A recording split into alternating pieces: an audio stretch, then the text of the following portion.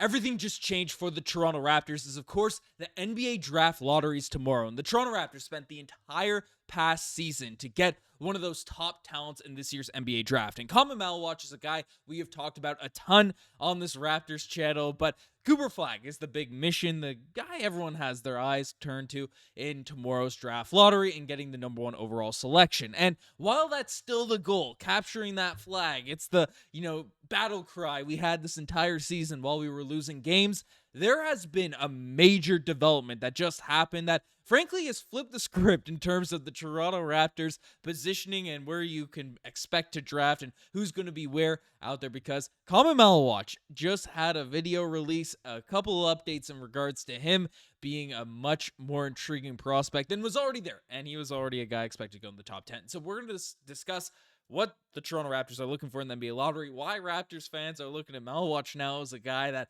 hey, maybe he's just the piece we want to run full tilt with anyways, and how we should be looking forward ahead to this year's draft lottery. So much to break down out here in this video, but folks, make sure you guys hit that subscribe button if you haven't already. We're on that road to, get to 38,000 subscribers in order to maximize our chances of acquiring Cooper Flag in tomorrow's draft. We will be going live in reaction to the draft lottery, as of course this is the biggest night of the season for a lot of Raptors fans to capture that flag. So hyping that up here right now, but a new report just dropped that frankly makes a lot of Raptors fans, will make it feel easier if we don't end up getting that number 1 overall selection. Now, why? Because Khaman Maluach is a guy that we've talked about a ton out here on the channel. He's 18 years old. The guy is 7'2". He played for Cooper Flag's team in Duke and really impressed over the course of his freshman season with the Duke Blue Devils. And he is projected to, land in the NBA draft. Like NBA Tankathon has him projected directly to go to the Toronto Raptors. If we look at a CBS mock draft, they have him going the pick after where the Raptors are projected to be selecting at pick 8. So he's a piece. While I've seen a variance in terms of where he's projected to land out there in the NBA draft, he seems like the guy just positioning-wise and everything Masai Ujiri said in his history in terms of drafting. And he said, we will be going for the best players available, according to Masai Ujiri. It's the answer everyone gives, but yeah, it's a unique draft, and we feel we'll have a talented player available wherever we select.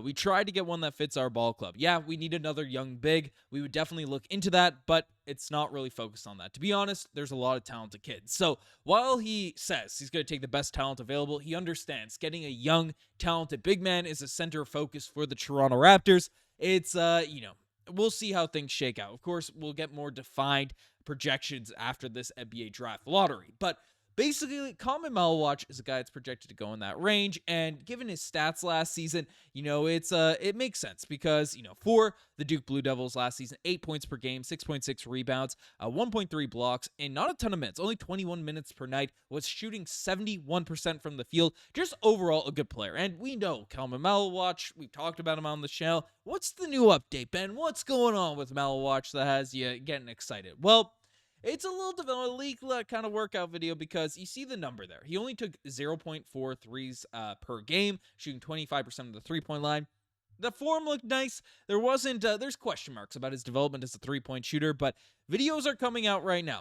That have a lot of just NBA fans excited about his development because a video leaked, I'll show bits of it here, where he knocked down 14 straight threes. And if you look at that release, you look at that sort of set point, it is very high up. It's not as slow, the classic, the summer threes from Amir Johnson back in the day. It's a pretty, sort of big man, it's a pretty solid release out there from the three-point line, and he is just knocking down three after three. And, we know he can finish around the basket, he can do different things around the net with his size and athleticism, his mobility, but the three-point shooting that he's been working on and having video evidence. I know sometimes we all get duped by, the video evidence of people coming out and knocking down shots and knocking down threes, but to have a rookie come out before this NBA draft lottery, at least, because we're all projected different places, and knowing that there's a 7'2" guy who is mobile, who can block a ton of shots, who can really come out and be that anchor on defense for this Raptors squad, the fact that he could also be a floor spacer for this team